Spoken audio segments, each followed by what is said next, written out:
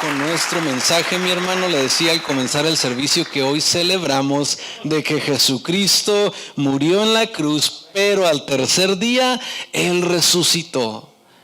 Apocalipsis 19:11 dice de esta manera, se lo voy a leer rápido, no lo busque en su Biblia, déjeme se lo comparto. Apocalipsis 19, el verso 11.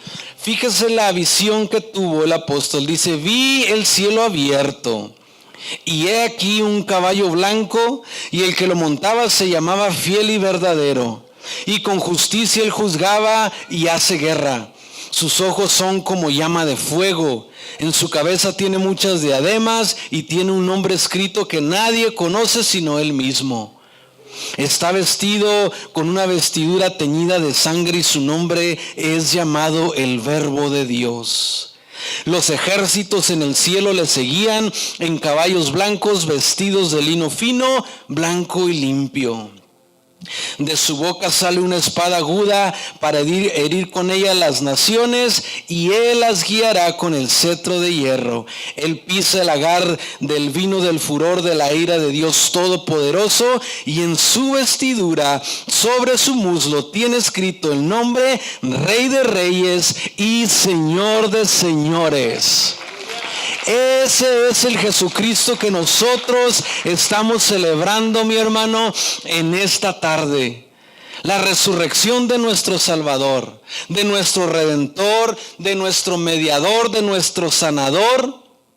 Y el que, como dice la Biblia, algún día va a regresar coronado en majestad como Rey de Reyes y Señor de Señores. Qué gran privilegio, ¿no le parece?, de poder estar aquí en este lugar haciendo eso. Jesús, al momento de ser crucificado, durante el lapso que se encontró en la cruz colgado, pronunció varias frases, varias oraciones. Y una de las más importantes, tanto para creyentes como para no creyentes, fue esta. Cuando Jesús recibió el vinagre, dijo: consumado es. Y habiendo inclinado la cabeza, entregó su espíritu.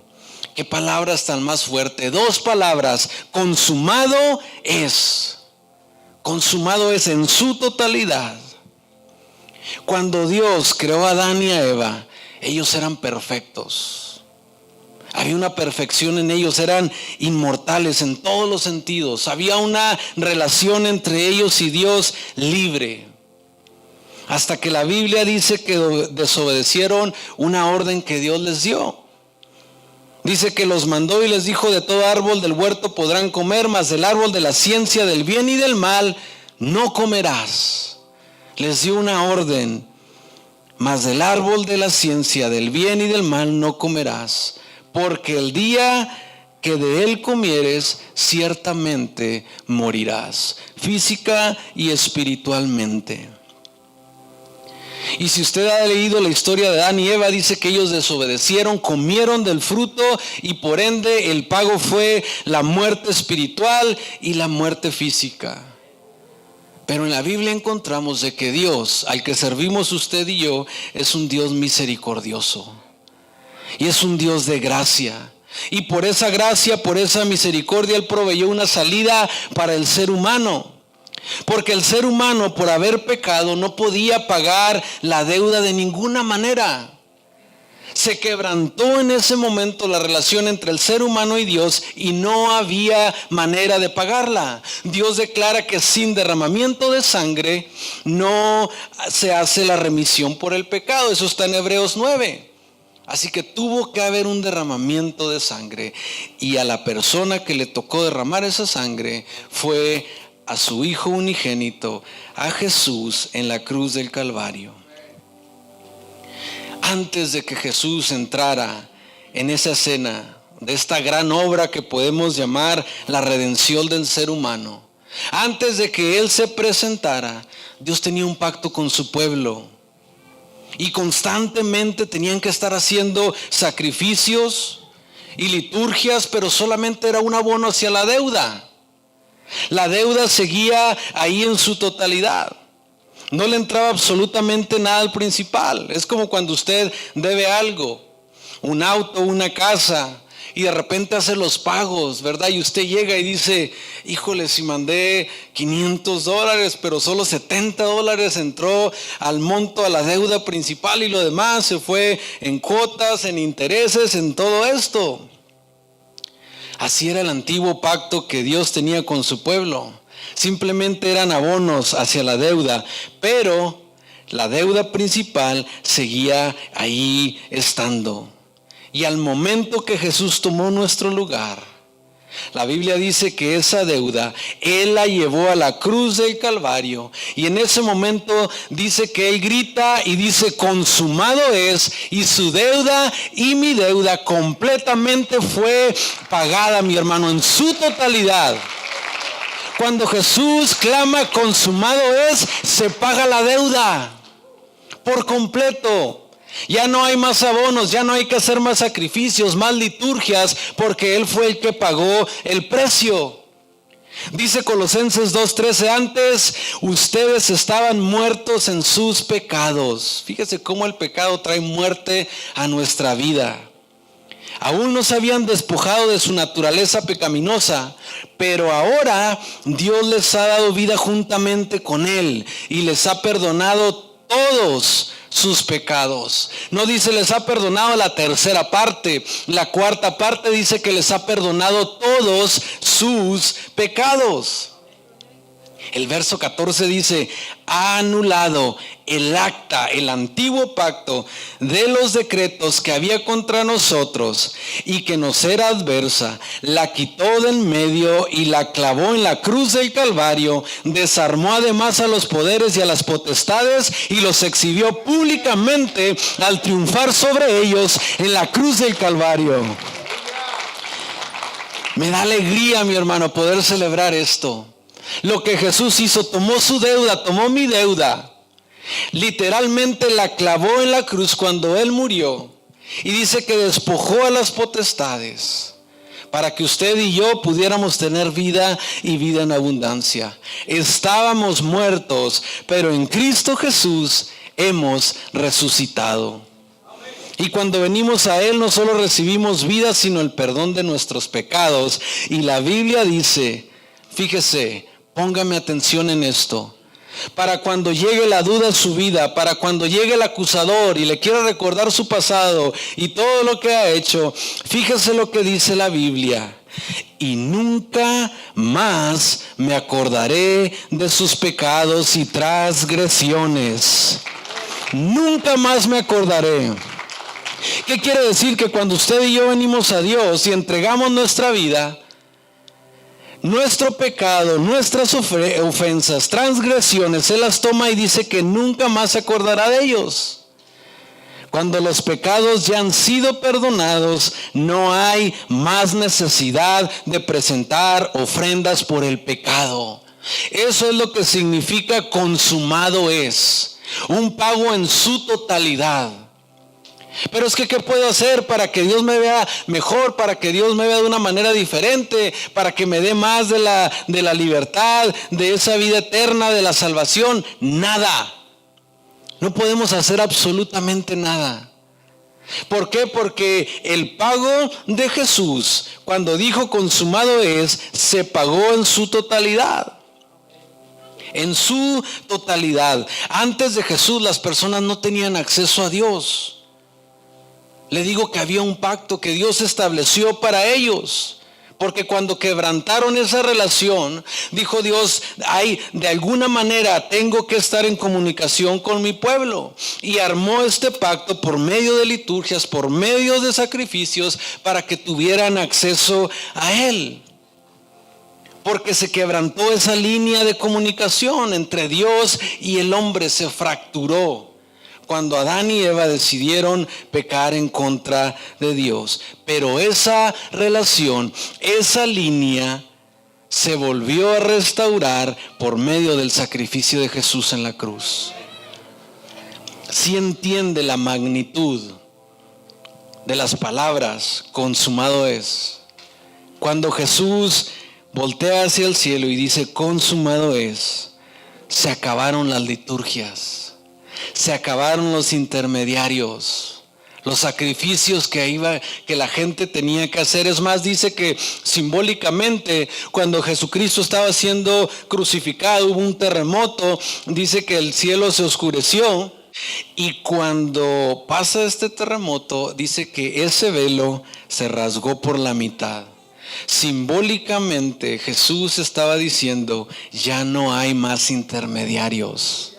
Ahora ustedes tienen acceso directo con Dios. Ya pueden, al momento que usted y yo levantamos una oración hacia Dios, Él la escucha. Ya no tenemos que traer nada para que Dios nos oiga o para que perdone nuestro pecado. Jesucristo vino y reabrió esa línea para que pudiéramos estar una vez más en contacto con Dios. Se acabó los sacrificios. Por eso Jesús dice, yo soy el camino, la verdad y la vida, y nadie viene al Padre si no es por mí. Ahora es Jesucristo el camino, la verdad y la vida. Estaba viendo causas en un artículo, causas principales por las que la gente busca consejería, busca ayuda con psicólogos, cuando se encuentran emocionalmente mal. Y en toda esa lista, una de las causas principales que estaban por encima de las demás era el sentimiento de culpabilidad. La culpa. Quizá por algo que cometieron en su pasado, por haber lastimado a una persona, haber lastimado a sus hijos, alguna relación, cualquier falta que haya sido. El sentimiento de culpabilidad. Y la culpa es una de las herramientas preferidas, principales, que el diablo usa para atacarnos, a usted y a mí. Porque las personas, cuando sienten culpa, es algo que no los deja caminar. Y si usted ha sentido culpabilidad en alguna ocasión, la gente se deprime, la gente llora, la gente no está contenta, busca desahogarse de alguna manera y no lo encuentra. Por eso el diablo se aprovecha de eso para acusarnos. Tanto a las personas que son creyentes y los que no son creyentes, la culpabilidad es para todo, y el diablo se va a aprovechar de eso. ¿Y cuántos no hemos arrastrado, mi hermano, la culpa del pasado por algo que cometimos en alguna ocasión? ¿Cuántos de nosotros aún ya como creyentes no seguimos acarreando la culpa de lo que me pasó, de lo que cometí, de lo que dije? Esa falta que tuve contra alguien, los errores, lo que usted quiera. A veces aún como creyentes, la culpa no nos deja estar. ¿Por qué? Porque nos está constantemente señalando. Y eso es lo que quiere el enemigo, estarlo señalando. Porque eso nos inmoviliza espiritualmente para que usted no haga nada, para que usted no se mueva. Porque el pecado es lo que nos separa de Dios. El pecado es esa pared entre nosotros y Dios. Y el ser humano está constantemente buscando ese alivio de cómo dejar esa culpa, refugiarse de su pasado, de lo malo que ha hecho. Y yo le decía que feo es andar por la vida cargando con esa culpa y no encontrar dónde descargarla. Te ata, te consume. Y en muchas ocasiones, si dejamos de que ese sentimiento se arraigue en nosotros, puede llegar a destruirnos. La culpabilidad destruye muchas personas, destruye a muchos jóvenes, a muchas parejas, si es que la dejamos. Pero en la búsqueda del ser humano de encontrar ese alivio, de encontrar ese perdón, Dios nos da la oportunidad hoy en día, a creyentes y no creyentes, de una vez más, en esa búsqueda, en ese camino, poder poner nuestra mirada, voltear hacia arriba, poner y voltear hacia la cruz del Calvario, ver una cruz vacía y que esas palabras vuelvan a retumbar una vez más. Consumado es. Consumado es. Que se escuche el eco. Cuando la culpabilidad llega a su vida, acuérdese de esas palabras. Grábeselas. Consumado es. consumado es. Ya no tengo yo la culpa, porque al momento que di mi vida a Cristo, Él lo tomó. Y eso, déjeme le digo, que trae alivio a nuestra vida. Trae una paz espiritual que, como le decía, hay muchas personas que buscan de todas las maneras, habidas y por haber, cómo conseguirla. Hay personas que se gastan fortunas buscando la paz interna, y el único que la puede dar es Jesucristo. El único que puede dar esa paz es Jesucristo. Nadie más. Y lo que celebramos hoy en esta tarde, mi hermano, es esa opción que tenemos de que el velo se rasgó por la mitad y ahora sí podemos entrar y tener una relación directa con Dios. Consumado es. Cualquiera que haya sido su pecado, su culpabilidad, Jesús dice: consumado es. Le voy a dar una ilustración. Imagínese que usted está frente a un juez en una sala, en una corte, y entra la parte acusadora, el fiscal, los que han estado en alguna ocasión en una corte, y entra con un archivo así, mire, de este alto, con todas las acusaciones, todo lo que se le acusa, todos los cargos. Y usted sabe que cada uno de esos cargos, de los que están en ese archivo, usted es culpable de todos ellos. ¿Se imagina eso? Y usted ve que se prepara para comenzar. Y hay una culpa en su conciencia, algo que llena su corazón, algo que no lo deja estar, una presión que usted sabe que cometió esos cargos, todos son verdad, es su culpa, usted lo entiende, pero aún así hay algo dentro de usted que lo mueve, lo busca, lo lleva a buscar una salida. Y en ese momento, cuando usted siente todo esto en su corazón, el fiscal, la parte acusadora, se para, lo voltea a ver y se prepara para comenzar a leer todos los cargos, así miren, lista en su contra. ¿Cómo se ha de sentir? Yo creo que ni la cara quisiéramos levantar en ese momento, porque sabemos de que somos culpables de todo eso. Quizá por la misma vergüenza de sentir que vamos a ser acusados. Pero aquí es donde la historia cambia cuando estamos en Jesús. Porque al momento de que se prepara el fiscal para comenzar a leer todos estos cargos, antes de comenzar a hablar, imagínese usted que entra el mejor abogado del mundo a esa sala.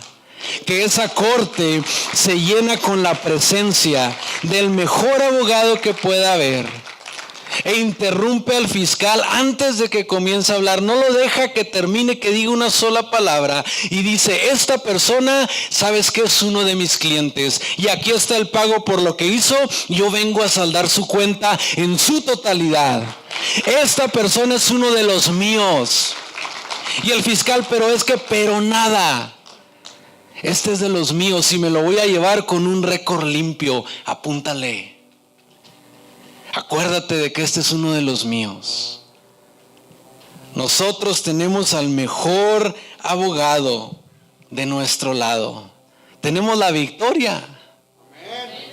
Cualquier acta que estuvo en contra de nosotros, decía la Biblia que Él anuló. Él pagó el precio.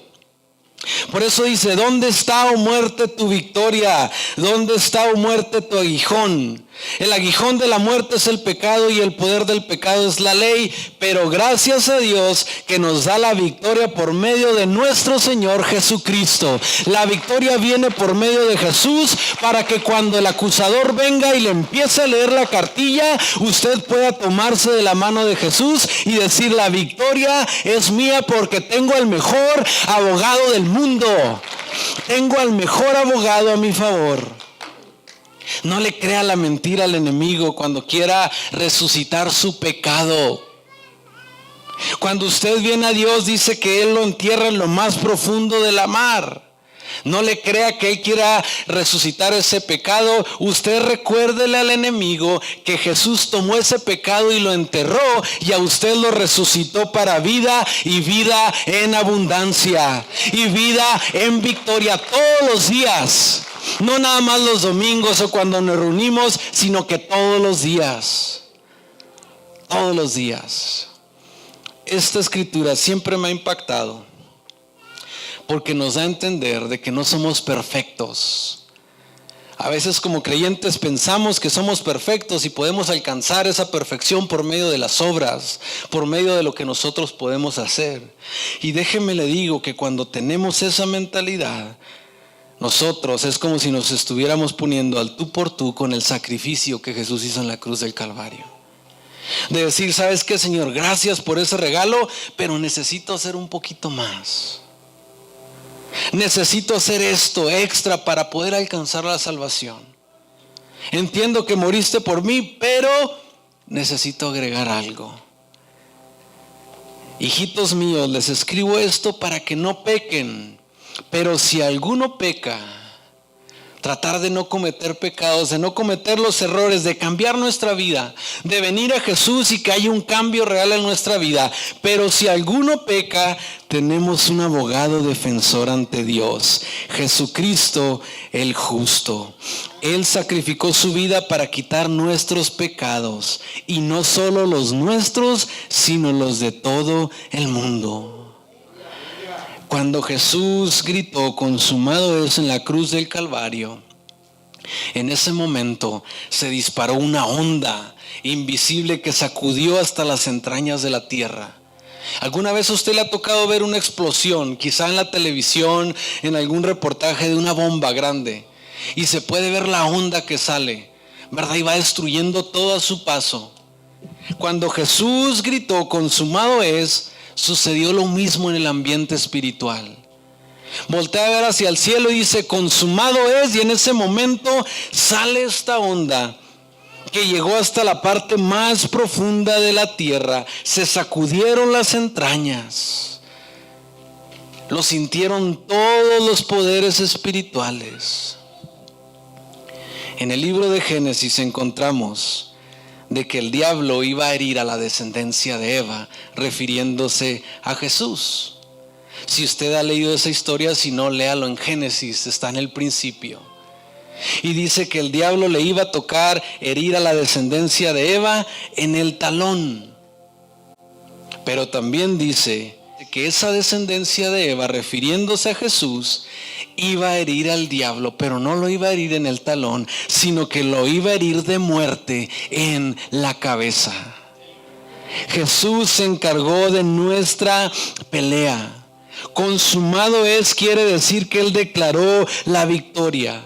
Padre, en tus manos encomiendo mi espíritu. Ahí en ese momento declara Jesús la victoria de lo que Él hizo por nosotros, por usted y por mí. Lo despojó al diablo. Lo despojó de todos los argumentos y las armas que tenía en contra de nosotros.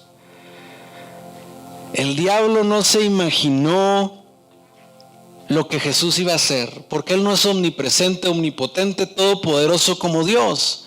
Él es un ser espiritual creado por Dios, pero no lo sabe todo. Y Él no tenía idea de que Jesús, al entrar al sepulcro, siendo el Hijo de Dios, ni la muerte ni el Hades lo podrían detener, y Dios lo iba a resucitar, según Hechos 2. Ellos comenzaron a celebrar. Y aunque la Biblia no dice en detalles, pero yo me lo imagino así, de esta manera, solamente para darle a usted una idea. Imagínese Jesús crucificado y el diablo y sus demonios y todos los achichincles que traía ahí, sus ayudantes, todo el mundo en el ámbito espiritual, celebrando de que Jesús había muerto, de que lo pudieron colgar en la cruz del Calvario, una muerte de las peores que había. Ellos estaban contentos, así me lo imagino yo. En el infierno, en el Hades, donde quiera que estaban. La Biblia dice que el Hades ni la muerte lo pudieron retener. Y en esos 3 días algo tuvo que haber pasado. Algo tuvo que haber pasado. Y yo me imagino que quizá en medio de toda esa fiesta, comenzaron a escucharse pasos a lo lejos. Y eran unos pasos tan fuertes que el lugar temblaba. Cada vez que se sentía un paso, el lugar se movía un poco más. Y no lo sentían al principio, pero después comenzaron a decir qué es lo que está pasando. Y conforme se acercaban esos pasos, comenzaba a temblar más el lugar. Y Jesús de repente llega y les interrumpe la fiesta espiritualmente. Imagínense a un Jesús resucitado espiritualmente. Leíamos en Apocalipsis cómo se ve. Ellos pusieron a un Jesús, a un ser humano, en la cruz del Calvario. Y llega Jesús a ese lugar y comienza a temblar ese lugar. Literalmente en la Biblia vemos que en muchas ocasiones cuando la presencia de Dios se manifestaba, dice que el monte temblaba y que el monte humeaba. Imagínense cómo estarían los espíritus en ese momento. Escuchar esos pasos que se van acercando y Jesús llega a interrumpirles su fiesta, comienza a temblar todo ese lugar. Y el mismo diablo que trató de tentarlo en alguna ocasión, que lo invitó a que se arrodillara delante de él, lo ve a Jesús, pero ahora lo ve de una manera diferente. Lo ve lleno de gloria, como leíamos en Apocalipsis, con una mirada de la cual destila fuego, con una espada en su boca, llamado el Verbo de Dios, y con escrito en sus vestiduras, Rey de Reyes y Señor de Señores. Imagínese esa escena. Llega Jesús y se para enfrente. Y todos comienzan de que no saben qué fue lo que pasó si lo dejamos colgado en la cruz. Y ahora Jesús está lleno de gloria. Y comienzan todos a correr de un lado para otro y se quieren escapar. Y antes de que se escapen, Jesús le dice: ¿sabes qué? Vengo por las llaves del Hades y de la muerte, porque ahora me pertenecen. Vengo a despojarlos del poder que tenían sobre la humanidad. Y salen todos corriendo. Un Jesús lleno de gloria. Lo desarmó literalmente. Y para poder desarmarlo, Él tuvo que pagar en la cruz del Calvario con su sangre. Por eso es importante que no nos olvidemos, no nada más de que Él resucitó, pero de cómo tuvo que haber pagado. Porque si nos olvidamos del sufrimiento que Él tuvo en la cruz del Calvario, no nos vamos a dar realmente cuenta de cuán grande fue lo que Él hizo por nosotros. Celebramos de que Él resucitó, pero también tenemos que recordar qué fue lo que tuvo que hacer para llegar a ese punto. Y sabe que lo hizo por amor a usted y por amor a mí, porque no había nada más que pudiéramos hacer. La Biblia dice que todos somos culpables y nos merecíamos la muerte, pero Jesús amó tanto al mundo que mandó a su único Hijo unigénito para que muriera, y todo aquel que en Él creyera no se pierda, mas tenga vida eterna.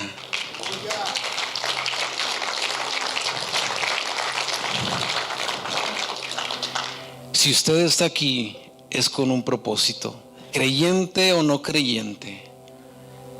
A veces le decía, no entendemos el peso que tiene esa frase, consumado es. Y acarreamos nuestro pasado, nuestra culpa, la traemos para todos lados. Yo en esta tarde lo invito a que venga y lo ponga todo delante de Dios. Yo les perdonaré todas sus maldades y nunca más me acordaré de sus pecados. Cuando Dios habla de hacer con nosotros un nuevo pacto, es porque considera el pacto viejo anterior. Y lo que se considera viejo es inútil. ¿Qué quiere decir? De que Jesús vino a ofrecernos un nuevo pacto. Jesús vino a ofrecernos un trato nuevo. Él dijo, ¿sabes qué? Yo pago tu deuda que tenías antes. No, pero es que es demasiado. Yo la pago en su totalidad, no te preocupes. No, pero es que ¿qué puedo hacer? Puedo trabajar para ti, para pagarte. Es un regalo. Acéptalo, yo la estoy pagando por ti. Le voy a pedir que se ponga de pie, por favor.